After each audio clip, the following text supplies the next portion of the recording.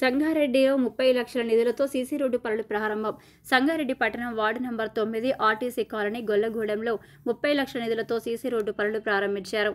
ఈ సందర్భంగా ఈ ప్రారంభోత్సవ కార్యక్రమానికి ముఖ్య అతిథిగా టీజీఐఐసీ చైర్మన్ నిర్మల జగ్గారెడ్డి పాల్గొన్నారు.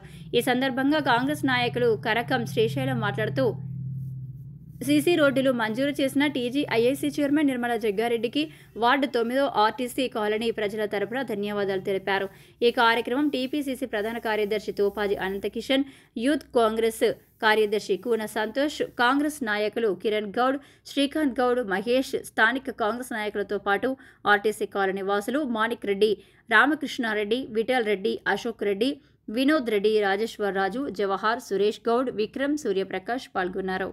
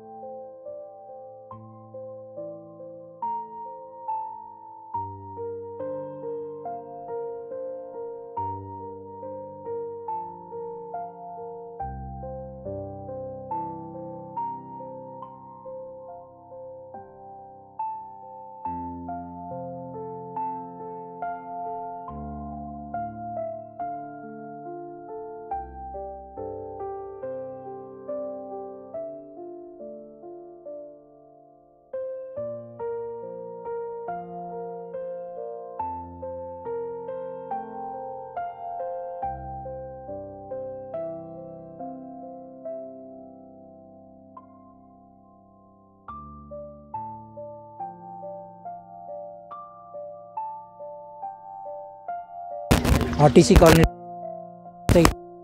పరిష్కారం మా గల్లీ శ్రీశైలం గారు మరియు నిర్మల రెడ్డి గారు పరిష్కరించుకున్నందుకు మాకు చాలా సంతోషంగా ఉంది.